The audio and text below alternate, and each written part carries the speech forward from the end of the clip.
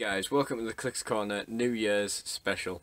Now, it's been quite a year for HeroClix. This would be the end of the 15th anniversary, and that is one thing I'm going to talk about in another video that I just haven't quite gotten around to yet, so that'll probably turn up in the next couple of days. But putting it briefly as a little introduction before getting into these lists, the 15th anniversary has been one of ups and downs. I don't think that's arguable. Because just so much has gone wrong this year, as it does every year with HeroClix, I suppose. But at the same time, we have had some unprecedentedly strong sets, some unbelievably good figures across the board, across the rarities and across the sets. And it's been, for that reason, a very interesting year, because we've seen a incredibly strong game state develop where everything in the meta is absolutely gnarly, yet none of it can compete with Unimind, which fair enough has been errated, and you can check out my watchlist video reaction after this, or you can give it a pause now and know what I think about that. But I don't think Unimind is going anywhere, and a couple of other things might be able to poke the nose in the door, but I think generally they've messed up the meta this year, but other than that, they've made the game pretty good, and the sets have been pretty good. Just the execution's been pretty terrible. But I'll touch on this more in the video that I previously mentioned. So, I guess the first thing we're going to talk about is my convention exclusives of the year. So my first list for this video is a top 5 list. And I'm basically talking about my favourite convention exclusives from this year.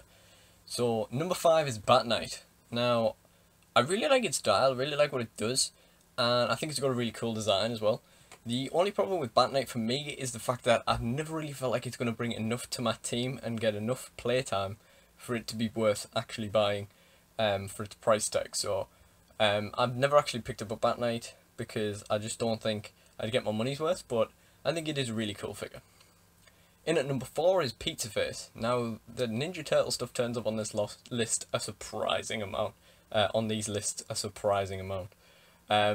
Pizza Face is no exception, because from the moment I saw Pizza Face, I thought, that is a really cool figure. That is a really good piece, and I do like that. Again, it's not one that I've ever thought I will play enough or get enough use out of to go for its price tag. But, I mean, the prices of them are just shooting down, and eventually I'm sure I will pick one up. The whole living pizza thing is really cool. I really like it, and it's like anti-pug spawner, but you can also have a pug spawner on your team in the first place. So yeah, it's a really cool thing that I really do like. In at number 3 is EarthX Captain America. Now again, I'm sure that EarthX Cap does a lot of stuff for your team, but the thing is, because it all relies on what equipments your opponent brings along, despite how many special objects are in the game now, so he's definitely had a boost recently, I'd say. I feel like, again, I wouldn't get my use out of him if I didn't turn up with him all the time against teams that had loads of equipment on him. Actually, he has a bit of a price tag to him, and again, I just don't feel like I would really get my money's worth out of him. In at number 2 is the first on the list that I actually own, and that is Spirit of Vengeance Red Hulk, because, you know, I've never had a Ghost Rider before, I've never had a Red Hulk before, and he's a symbiote as well, so he's like 3 in 1, he never stops giving. I haven't actually tried this out on a team yet, because the 250 and 200 points dials with keywords I don't tend to use very often, just never really sort of came to me to build a team around him, and like I have thought about doing it a few times, and I've just never actually came up with anything. I think his dials are really good, although I'd absolutely never play him in a competitive team. He's far too expensive for that. But I think his dials are really good. I think I would enjoy playing him, and we'll just see if he ends up on next year's Figures of the Year list. And in at number 1 is Doomsday. Now, I really don't think this figure is as good as it looks on its first glance. And again, I haven't quite gotten around to actually playing this yet. I definitely would never play the 100-point dial, because I think 3 clicks with lackluster numbers that aren't going to get boosted because his dial is too short for the adapted tokens to matter, I feel like he's just really not worth it. But his other dials, again, I feel like they aren't as good as you originally think they are, but I definitely think he could be some use. I think his top dial only has about 7 clicks in it. Yeah, they're all stop clicks, but, I mean, let me put it to you this way. On his 100 point dial when he has 3 clicks, he could be KO'd by a single Devil Dinosaur spawn. 3 Rockabilly Modocs and he's gone. 3 Homicide Crabs and he's gone. 3 Drop Bears and he's gone. 3 Robo Penguins and he's gone. It's so easily disruptible. One thing he is good against, I suppose, is ID calls. Like, opponent's not going to be able to call an ID to take him out because it's only going to one go, unless it has flurry, obviously. Like that Nightwing that can do flurry as a free action, or that Scarlet Spider that can do 3 attacks with flurry. But I don't think his dial is amazing, but it is so good to have Doomsday back in the game again. I mean, I think my last Doomsday was Hyper Time, so obviously it feels like forever for me, and I'm very glad to have this one. I'm not amazed by the sculpt, to be honest, but I'm really glad to have the figure. And both the convention exclusives that I actually have were incredibly cheap, thanks to my locals getting them from a games expo. So I'm very thankful for that as well. Despite the fact that we haven't actually had any organised play for convention exclusive this year, barring Sidekick Nights and other random events that I didn't turn up for because I didn't know that prizing was happening. But anyway, this has been my top 5 convention exclusives of 2017. Thank you for watching. The first kind of random segue piece that I thought I'd put in here in between the list is me talking about how Christmas went and everything, and it was really good. Considering I really didn't feel in the Christmas spirit at all, that they actually really paid off in the end. My dad didn't, well, I in general didn't get any hero clicks except one, which was my make your own cracker present, as I've spoken about before in a previous mail opening video. And apart from that, I didn't get anything, and this must be the first year that that's happened in 11 years, maybe. And it was, it was quite surprising, but I think my dad sort of accepted that I'd bought so much this year. I had such a backlog of stuff to use. We both do. My dad's barely bought anything this year, and he's still got a massive backlog of stuff this year that needs using. So I feel like he just felt like I didn't need anything more. And then my cracker present was Green Lantern and Gotham, yes. And that's a really good figure, and it was a really good choice. It's definitely something I wouldn't have picked up for myself, and it's definitely something I'll get use out of. Unfortunately, though, I absolutely cannot say that is the best Clix related present I did in the end get this Christmas, because that came from my friend Dave. Now, those of you who watch the channel a lot will know that I have a big problem with getting John Constantine figures, and this is the 10th, well, Justice League 52 one, which came out around 2012, and yeah, it's easily his best sculpt. It's absolutely beautiful, as you can see. Inside this bauble with like lots of little festive balls in there as well. Dave really pulls out the stops. This was a really good present. But I wanted this figure since it came out, obviously, and I could never get one at the time. And I eventually got to a point where I was like, right, every time I go to town I'm going to buy a Justice League 52 booster. And then Dave started playing the game around that time, bought them all, and got him. And then just for years nothing happened. Because at first Dave wanted to keep it, but I think now he's decided like he's trying to clear out like clutter and stuff, so he decided it was time for me to have it. So he just wrapped it up, and he wrapped up the card as well. Like this, you can imagine these two things wrapped up. I was like, what the fuck is this? I mean, I was pretty confident it was a figure. I wasn't expecting it to be this. I opened it, I gasped. It was amazing. I'm incredibly happy about this, and then I realised he'd also included the ID card, which is good because I never picked it up before, because I didn't think I was ever going to get a Constantine at all, never mind one that was in rotation to use it with. So the ID card may never get used, but it was nice to include, wasn't it? So yeah, present of the year goes to Dave. Thanks for that, man. It's awesome. Fortunately, my brand new laptop is deciding to not actually turn on, so I'm just going to have to persevere and keep going in this kind of format if I'm going to get it done. But that's probably for the best because it is a lot faster, but it will mean that I might have to consult my notes with the longer list, which is what I'm going to do here. So, this is my top 10 sets of the year. Now, unless I'm mistaken, there was only 11 sets in the year, which means there's only one that didn't make the list. And what was that? What was that? Yeah, it was What If. That was just really not a set that was for me, but I'll go into more detail on that probably, talking about my 15th anniversary in my 15th anniversary video. So by that same token, number 10 is Elseworlds. Now, on a second glance, this definitely is nowhere near as dull as What If was for me. I think Elseworlds has won me over a bit. I think the Justice Riders are pretty cool. There's a lot of cool like Wonder Woman and other pieces in there. And in the end, I did buy a couple of Elseworlds figures. King Aquaman, Skyscraper, Wonder Woman, Necker in the background, and I got my Batman of Gotham, Green Lantern of Gotham, sorry, as well. So, you know, that did sort of win me over a bit. And of course, there's more commons I would be willing to get. But What If, the only thing I bought from that set is the Advocate, and that was only because it was so cheap on Troll and Toad. So, yeah, that was terrible. Elseworld, I think, was a similarly acquired taste. You either loved it or you hated it. But it won me over a bit for me to definitely say that it's better than What If. Number 9 is Harley.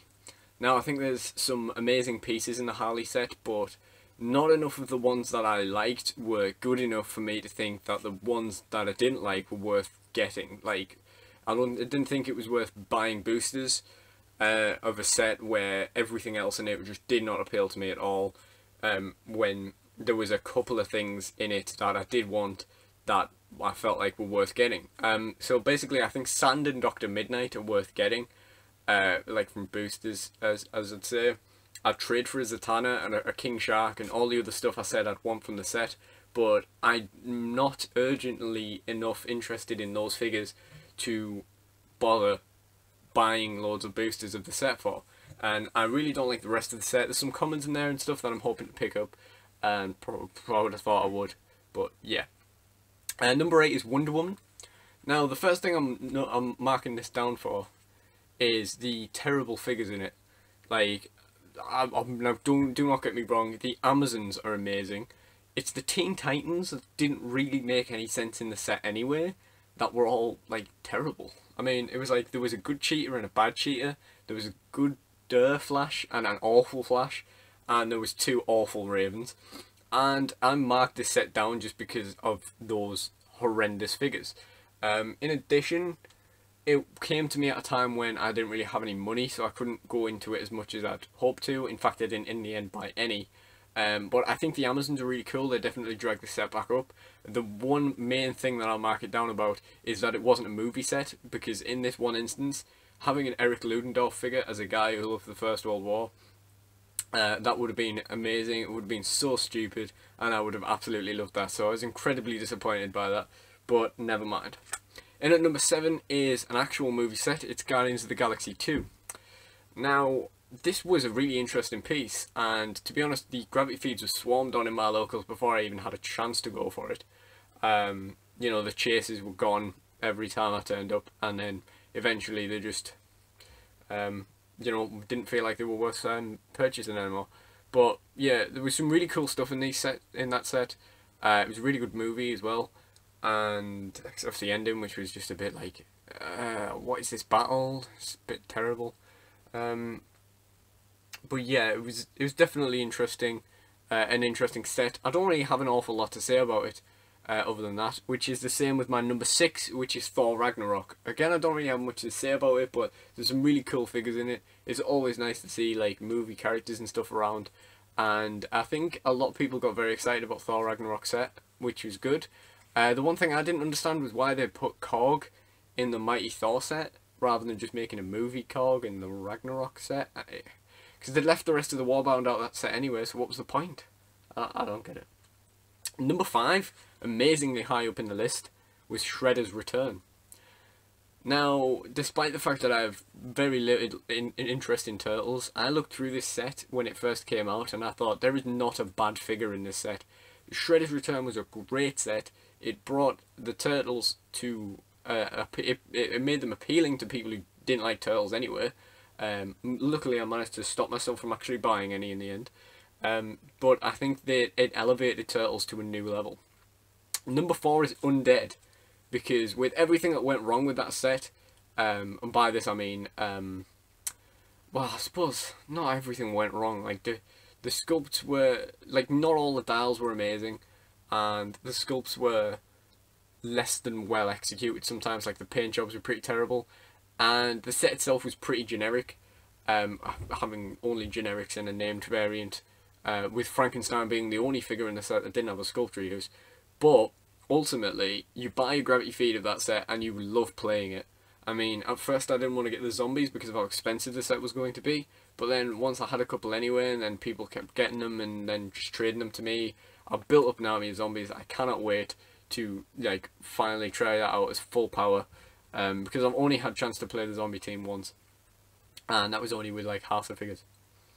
In at number 3 was a difficult one, because I feel like the top 3 could have came in any order, and I definitely think what is number 3 should, or definitely could have been number 1. It definitely should have beat my number 2, but it didn't. So number 3 is Avengers Defenders War. For every amazing figure in this set, it was basically a set tailor-made to appeal to me as a HeroClix player for like almost everything that I've liked about the game since coming into it. You know, like Warbound figures, or Warbound Hulk anyway. A Hydra Captain America that turns all your shield dudes into Hydra dudes. Hand spawning Daredevil. You know, for everything that I've always loved playing in HeroClix, it was a great set. It was like tailor-made for me, but the distribution problems were so bad, and they made the Warbound Hulk chase, they made the Daredevil chase. It's the first set I've ever needed more than one chase out of. Like Red Sun, I basically got all the chases for the sake of it, but this is the first set where I've ever like looked at all the chases and thought I actually need more than one of these to be satisfied with the set. And the only one I got was Daredevil, so I'm still waiting to get Warbound Hulk and Captain America.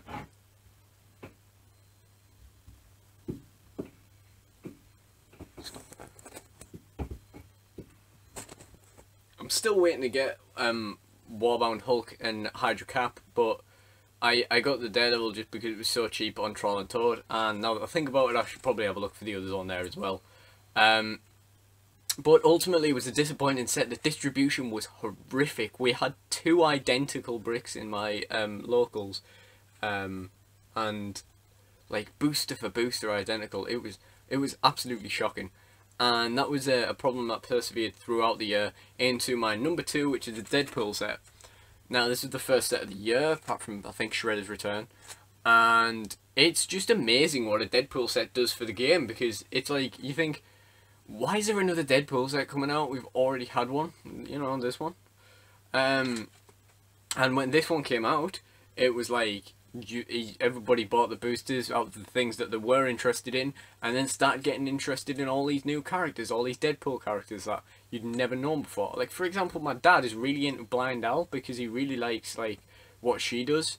He combos it with Thunderbolt Ross like teams, and it's pretty cool. I think he uses it to knock the Thunderbolt Ross onto the Alter Ego click, so you can then do an airstrike and then Alter Ego straight out, which is pretty cool. It's a pretty good move, except when he rolls a critical miss, which he did one time. That was hilarious. The Deadpool sets just seem to bring in people. Like, we had a guy buy like 2 bricks outright and then just give away all of his commons, and you had people who just did not play the game like picking up all these commons. It's a great game environment. I think everybody's like, because it's such a fun set, and the comedy value's there. I think everybody starts like appreciating the game more while they're playing with all the Deadpool stuff. And there was some cracking figures in it. I mean, there's so many figures that did not make the 2017 figures of the year list because I didn't have them, like Howard the Duck, or just because I didn't feel like they were as good as other things on the list.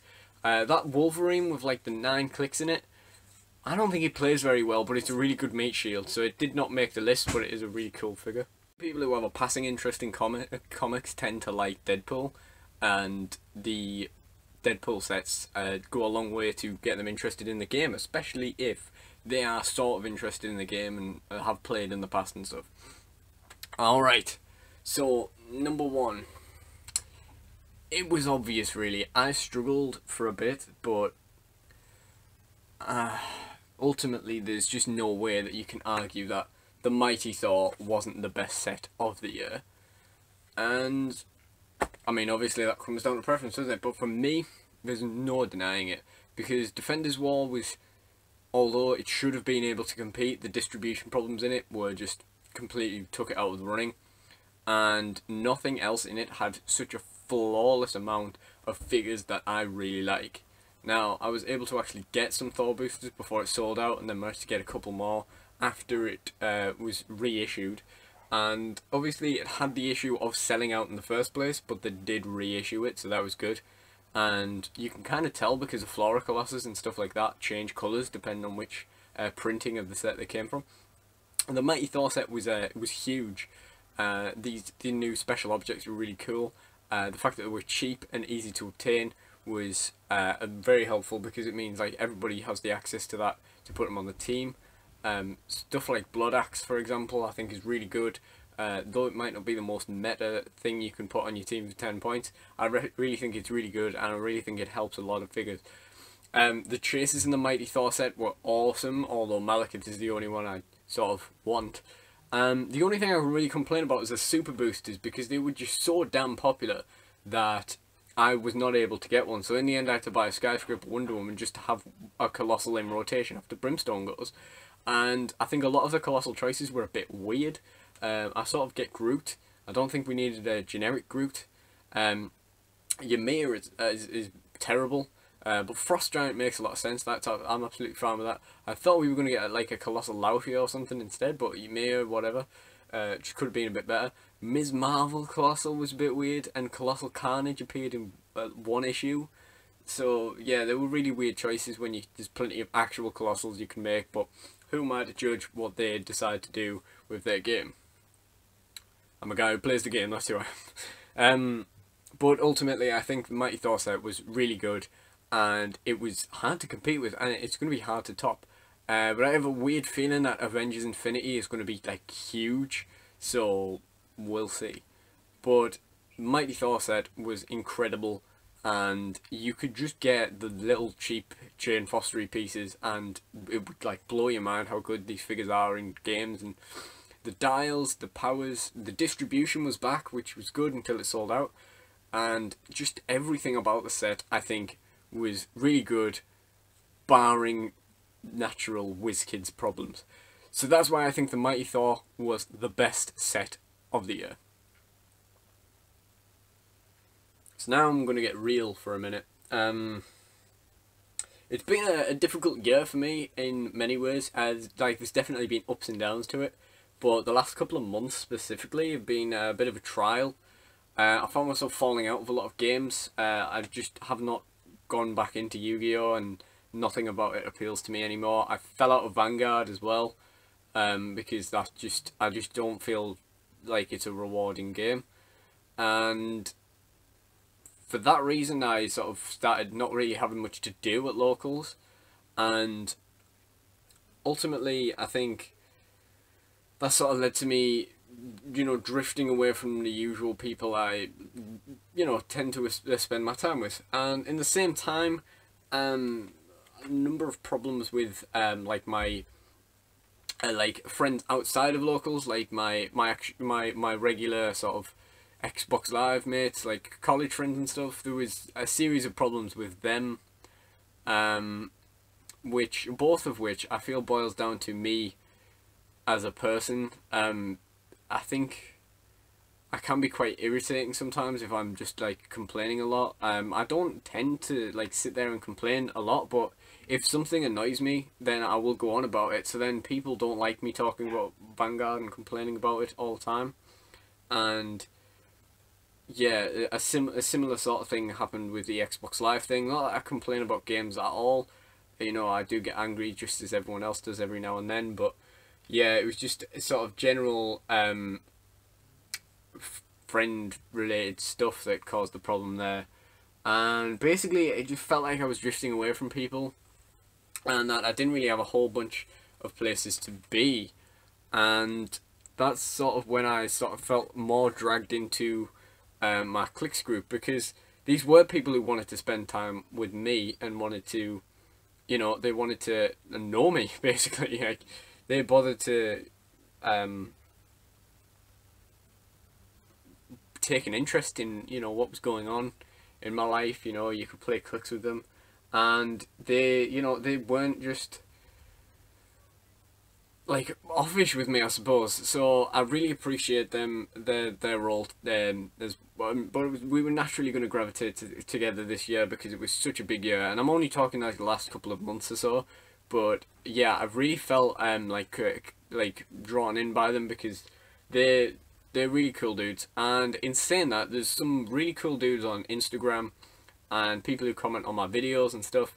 And you know, I just really appreciate you all for making me feel like these videos are appreciated and for making me feel like I'm appreciated as a player, and yeah, just for making me feel welcome, I guess. Next up, I'm talking about my 10.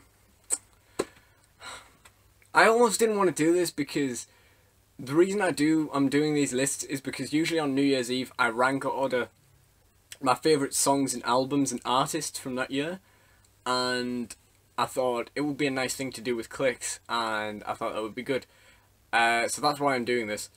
And the thing is, I don't even do this with music because I don't tend to dislike stuff. But I mean, and can we not go one day without me complaining about something? But up next is my top least favourite figures of the year.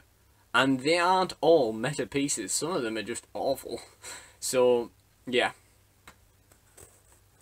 So, my top 10 least favourite figures of 2017. Now, this is an interesting one because there is plenty of meta on this because there was so much colossally broken stuff brought out that was immediately going to need a rattering this year. But there's a fair few figures in there that are just there because I dislike them as well. So in at number 10 is Vampire Baron. Now this was the rare version of vampires from the Undead set, and I just really could not get my head around when any of its dials would ever be possibly useful for anything. And I figured it's named figure, so it should be the one leading the other vampires, whereas the other vampires in terms of dials completely leave this guy in the dust. So I don't know why they bothered making him. In at number 9 is Pim Tank. Now the reason this is so low on the list is because I actually genuinely like Pim Tank and I would like to get one. So I do like it, but I do accept the fact that it was immediately going to need a rattering because they made it far too powerful in the first place. I still think it's really good for its point, but I think it's much more fair now, because back when it first came out, it was just stupid for its points. There was no need in it being as powerful as it was, and I think the errata was deserved and necessary, and I think it was always going to come. And I think anybody who bought it thinking it wasn't going to get errated was, you know, wrong. You know. In at number 8 is Harley Quinn. Number 10, the Joker. Now this is the one with the lamprey. Yeah, I just think it's really awful. There's probably plenty of other figures that are just as bad as this figure that I've forgotten about that came out this year, but that is a really awful figure, and its 80 point mark is just really not worth what it brings to the team. Surprisingly, in at number 7 is Ymir the Colossal from the Mighty Thor. Now this is the non-generic frost giant, and the reason he's on this list is just because his colossal retaliation is awful, and I cannot comprehend when you possibly want to use it when Groot's is cheaper and basically does the same thing but better. He is a colossally awful figure. Even if his retaliation only did give everybody an action token but did do pushing damage, then it would be slightly more useful. But as it stands, Ymir is just awful, and I think it is just a useless figure. In at number 6 is the Wonder Woman set Raven, only comparably bad to the number 5 Wonder Woman set The Flash. Now these were just awful figures, and I really just did not like them at all. I really didn't like the dial. It put me off buying the set a bit, come some of the really awful figures in it, but in the end I didn't have the money in the end anyway to buy it. So yeah, the reason I've actually knocked these up the list while looking over at what the next figure is supposed to be, but now I'm not going to move this guy any further up the list than he should be. So now in at number 4 is Goblin King. Now I really thought this guy was going to be higher up because I have bad memories of Goblin King, but he's been errated now, so it's not too bad. And ultimately, I think the figure itself is pretty cool. Now, it's definitely incredibly strong still, and for 75 points, it fits in everywhere. But I think Goblin King has done his dues to not really need to place any higher up in this list. And yeah, I think I'm gonna be happy at saying number 4, but I'm surprised it's not higher up. And in at number 3 is Dr. Holly Quinn. Now, although it shares the same awful sculpt as the Harlequin is a really cool figure. Dr. Holly Quinn is not. It's an awful dial. It's a incredibly ugly sculpt, and for me, it stands for everything I don't like about the Harley Quinn character as well. Even though her name is Holly Quinn and she's got a sensible name. So, despite that, it really is like the face that I think of when I think of the stuff I don't like about the Harley set. In at number 2 is Colossal Carnage. This is a really irritating figure that I have came up against, and using Thor Odinson and having plasticity just spawned all over you is just ridiculous. Because whenever you've got hypersonic speed as your main piece of, like, as the main thing on your team, you can't do anything. And Colossal Carnage just stops you from playing the game. And it's degenerate, and I do really not like it. I also don't think it should have been made. Because, as I said earlier, Colossal Carnage, you paid him 1 issue with 1 comic. I mean, why? And why is it so good as well? But the obvious number 1, even though I've never actually formally played against it myself, is Unimind. You know when we were talking about figures that were just immediately going to get a rattering? Yeah. And I would not be surprised if I got another one, because I don't think the first one goes far enough. But Unimind is definitely my least favourite figure of the year, because it's just dumb what it does, and I don't think the errata makes it much less dumb. So I think it's going to keep turning up, and I think it's going to keep doing well. And that's fair enough, it can still be a good figure, but I think it's still going to smite everything, and I think that's going to be terrible. The reason it pips Colossal Carnage to the number 1 spot, even though I've never played against it, is because I know if I played against it, I would hate it, and I would not enjoy playing that game at all. So that's the top 10 least favourite figures of the year. Let's have a look back at the best bits, the bloopers and the funny bits of the past year.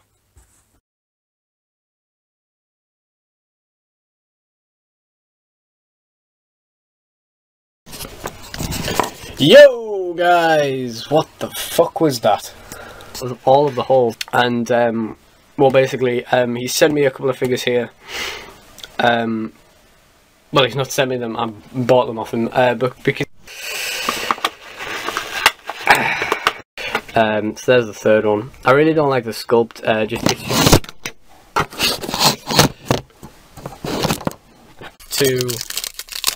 I'm trying to sort of collect all of the Yu-Gi-Oh stuff. I'm not confident that I'll get Series 1 finished, but I'm giving the others a good go. Oh, here it is! XYZ Dragon Cannon! And just like that, the £9 that we split on the gravity feed. Oh, look at that! That right there, that is the money for the feed. We paid 18 quid for the feed and split it 2 ways. And the deal was I'd get this in a Z metal tank if there was one, and he'd get everything else. And if the chase was Black Skull Dragon, then he'd just reimburse me for my half. But there it is, XYZ Dragon Cannon, and I couldn't be happier. Got blocked by someone on eBay last night. Who knew that was a thing? Okay, let's hope we can get through this one without any problems. Better go get some scissors then. Oh, there's some here actually. So on now to the last, oh god, the outtakes in this are going to be insane. Moving on now to the last thing, the thing I was most excited about. The thing that I should have gotten on Saturday. Oh, I've lost my laptop charger. The thing I'm really liking about Judge Fire, apart from the fact that he just doesn't look as bad as you expect him to, is how much my hand is shaking right now. And I'll keep done. Right, whenever the rules is ready. Right. Yeah? Yep. Okay, well, anyway. Where's the camera? Arr. Yeah. Okay. Is it badly painted? His eyes are kind of going off the side of his face. It's kind of like leaning off a bit, but whatever. Yep, WizKids. Fire Baron, so that's another rare. Vampire Baron Carbon. Baron Carbon. I'm going to open this one this way and keep this to the side. Oh! Oh no! No, is it? No, it's Ghost of Abraham Oh Lincoln. no, it's the chest No. didn't want. Oh, Brick no. over. Oh, that's it. Opening video done. They are definitely the best executed sculpt in the set, I'd say. Yeah. If not the best sculpt in the set, then... Well, I don't know. Abraham Lincoln was good executed.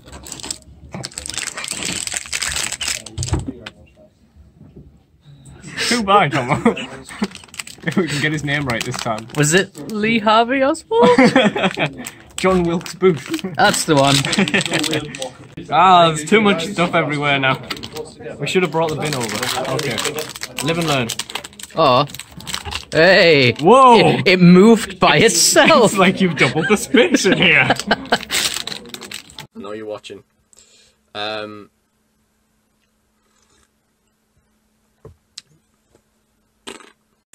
Hopefully in pristine condition, fresh out of a fall Brainiac booster,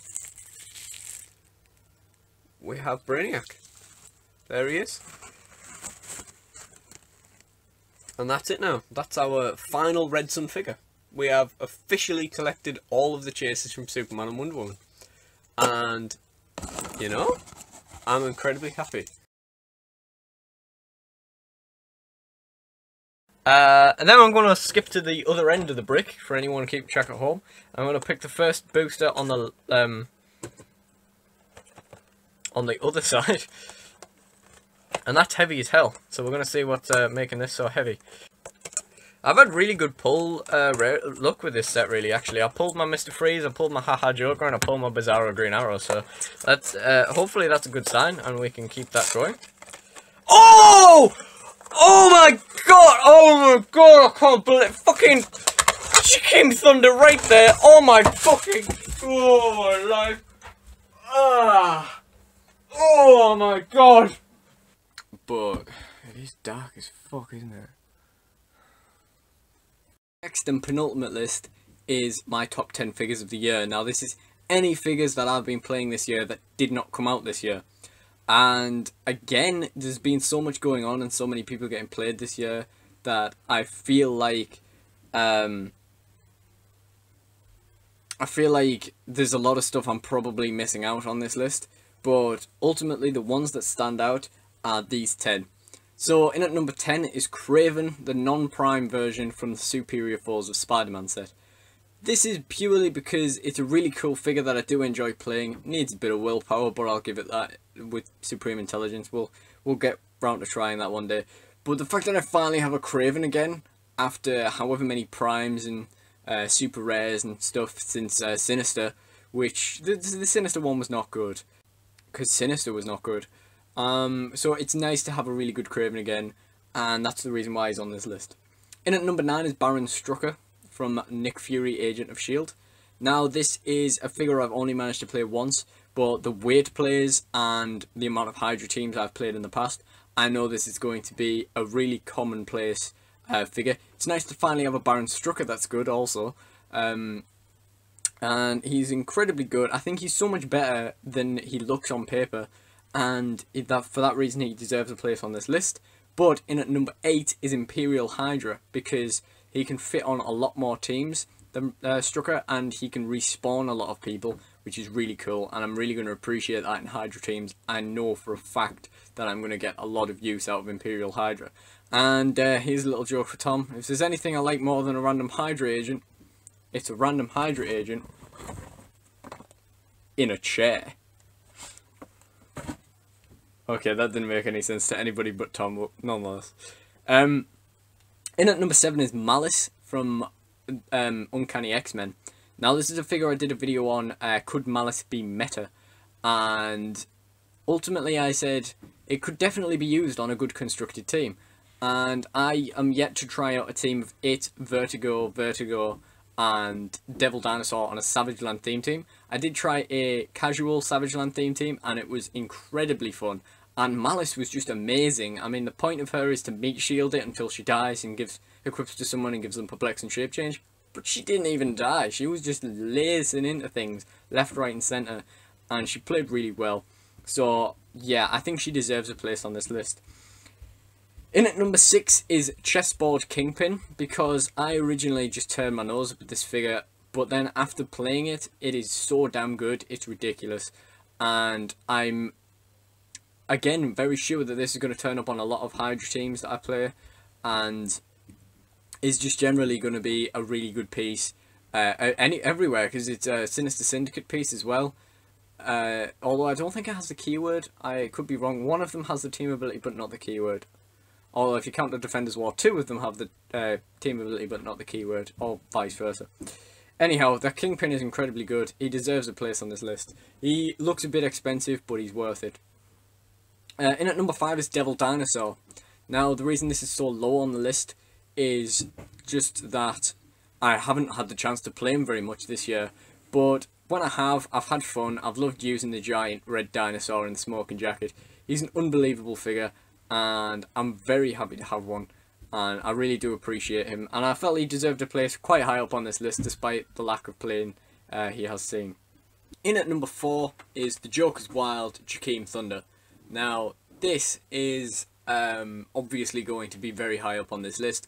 Unfortunately, because of how late I got it into the year, he hasn't had a whole bunch of use, although he has been an incredible asset when I have used him.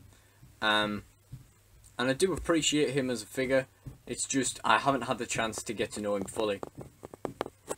I think with the new Justice Society support, there's going to be a whole new element to Jakeem's play, especially with Dr. Midnight and Sand. I think the new Red Tornado is going to be pretty good with him as well. And I definitely think he's going to make the list next year as well. But we'll just have to see whether he places higher than this year or not. I'd have thought so, because he's basically been marked down on how long I've had him and how many tournaments I've actually played since I got him. But yeah. In at number 3 is World's Finest Creeper. Now, I'm sure a lot of people are surprised that this is on the list. I kind of feel bad that he isn't higher up on it. Creeper is the kind of guy where he crops up in a random comic after you've had the original hero click, and it turns out in the comic he's funny as hell. I mean, the old Creeper definitely wasn't a bad piece. It was one of those random things that you sort of shot on your team, and he did a job, he did what he did. But yeah, he was not amazing. When World's Finest first came out, the new Creeper was the only thing I wanted from it. It's different now though, there's a lot of stuff in World's Finest I like now. But the Creeper was the main thing. And you play him, and he is incredibly good. He's so irritating, he's so annoying trying to kill him. And he's just a lot of fun to play. And the reason he's at number 3 is because number 2 is Sunfire Prime from UXM. Now, Creeper's big thing is Lunatic Laugh, which is like an incapacitate for everyone close to him. Unfortunately, Sunfire Prime is such a good pulse wave piece that he has to place above him. I've also had Sunfire Prime for a significantly longer time, and he puts in the hours. He's an amazing figure. All rounded, he's so good. I mean, he looks like you don't want to be relying on toughness when you're playing him, but he's got so much going for him anyway that it rarely matters. And if you combo him with Cable, the two are just so nasty together that, you know, you win games a lot. And it's a really fun team to use. It's a really good team as well. And yeah, it's definitely one of my favourite things that I've came up with. But in at number 1 is actually a joint one. And I'm not cheating here. In at number 1 is Red Sun Wonder Woman stroke Superman. Because Wonder Woman is the obvious winner because she's my favourite one of the Red Sun lot. But to be honest, I find it hard to separate Wonder Woman and Superman because they work so well together as a team. There is one of the comics where they are like best friends in the comic. They aren't like intimately related, not for lack of Wonder Woman's trying, and they're just hard to separate because those two figures were designed to play together. So I feel like they need to both be at the number 1 spot, and I felt like it was going to place a lot lower down on the list, but in the end I ultimately decided that they deserved to gain the number 1 spot. Now, before we go to see the best figures of 2017, let's get serious for a moment and take a look back at those we lost this year.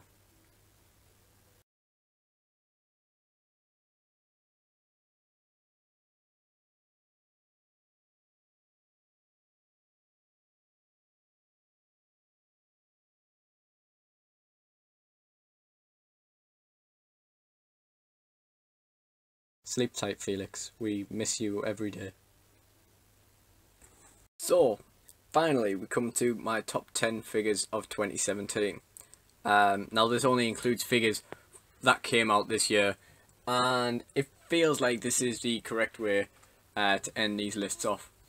So, I'm going to talk about each figure in turn and talk about as well how difficult to make this list actually is. I mean, you look back through stuff and there's just been so much came out this year that I just feel like I haven't given a lot of stuff enough playtime to put it on this list, for example. So I'm just going to talk about it anyway, and yeah, it's also a bit rushed, as is the rest of this video, because, you know, I needed to get it done. I left this way too late. Not completely due to my own doing, but yeah. Anyhow, in at number 10 is Hydra Cap. Now, this is a figure that is so fundamentally made, it's ridiculous, and I should absolutely love this figure. The reason it's so low down in the list is because it's Chase and I don't have one. In at number 9 is Executioner. Now, this is an interesting one from the Mighty Thor set, and the reason this is on the list is because it is not only a really cracking figure anyway, it's not only a figure me and my dad have wanted for a long time, we've wanted an Executioner for a good while, but it also comes with Blood Axe, which is a 10-point piece, which can go miles to making a lot of figures really good. Blood Axe is really good, it's really cheap, and because he's uncommon, it's really cheap in money too.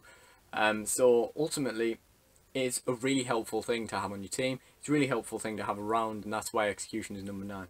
In at number 8 is Korg, because at least we got one. I don't think he's amazing. I still haven't played him, but I don't think he's an amazing piece. I'm incredibly disappointed that they didn't do the rest of the Warbound in the set. What were they thinking? But at least we got a Korg, so that's why he's on the list.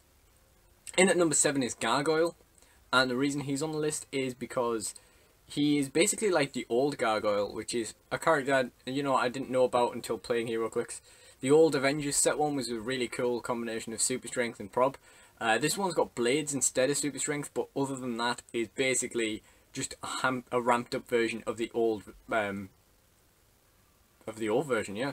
And he's, I again haven't really had much chance to play him a whole bunch, but he's a really cool figure, and I do like him. I know I'm going to like him a lot, and yeah. In at number 6 is Warbound Hulk. The reason this is so low down on the list again is because it's Chase and I don't have one. But ultimately, this is a really cool figure. It's nice that they bothered to give a Hulk Warbound keyword at all, finally. And it would just be nice if they released one that was actually obtainable, because even Worldbreaker is quite expensive, and that wasn't uncommon from like 5 years ago, which is quite incredible. In at number 5 is Cable from Deadpool and the X-Force. Now, for a common, this is an unbelievable figure, which tends to happen a lot these days. But Cable can just fit in all kinds of places. He's got so many keywords, he can fit on any team, and he's just such a good figure. The combination of prob with like a phase and teleport, running shot and charge kind of thing with Psychic Blast, a decent range, good numbers, and damage reduces as well. He's just so cracking, and I played a good team with him and Sunfire Prime, which I played quite a few times. And he's just incredibly good, and I'm sure he'll continue to get a lot more play next year and in the years to come after that. In at number 4 though is Zombie Abe. Now, unlike Cable, I've only had the chance to play this once. However, in that one game it managed to do enough for me to feel like it deserved a place quite high up on this list. It's an incredible figure that I know I'm just going to absolutely love playing with the rest of the Zombie Horde. Hopefully we get another Undead set, so there's more support for that. And it's just going to be a great thing to see how that develops and how he ranks on lists in the future. In at number 3 is the Hydra Daredevil. The Hand Daredevil, sorry. Now, this really should have been top of the list, but because, again, it was Chase, I only got it very recently, and I've only had a chance to play it two times, I think. And although they were perfectly good games, I feel like he's going to be higher up on next year's list of my favourite figures of the year, rather than very high up on this list. Although number 3 is definitely very high. He's definitely a good figure, I'm definitely glad to have him, but I think the figures that actually came to me in boosters and then performed amazingly in game after game are the ones that get number 2 and number 1 spots here. So this was quite difficult to decide again, and in the end I went with number 2 for Thor Odinson, the Thor title character. I was very apprehensive at first about the 175 point dial on the title character, but eventually I came around because the dial itself was so unbelievably strong. I thought I'd give it a game, and he's never let me down. The Colossal Carnage stops them from doing anything, but he himself did really well that game. He did not die, and he's a tough guy. He's never died for me. I've only lost like 1 or 2 games with him, and I don't think that tally is going to change very much in coming years. But it's nice to finally have a Thor that's actually really good, because it's definitely the first of my Thors that are like unbelievably good. He's definitely going to get a lot of playtime in the future. He'll probably be on next year's top figures of the year list, and he definitely deserves his place at number 2 here. But number 1, I'm afraid I had to give to Dreadpool, the 001 Prime from the Deadpool and the X-Forces set. Now, the reason for this is just because Dreadpool is so insanely good. I couldn't explain to you why the figure is as good as it is, but I don't think he's lost. He died in 1 game for me. He's never lost a game for me. He was an unbelievable pull. He's unbelievably good figure, and I really like the way he plays. I really like the way he works, and he puts in a lot of work as well. He does the damage to a lot of things, and he's incredibly good. And I've had him a lot longer than Thor Odinson, obviously, so that's the reason why he's number 1. I felt like I owed it to him. So that's it. That is all of my top 10 lists for this video.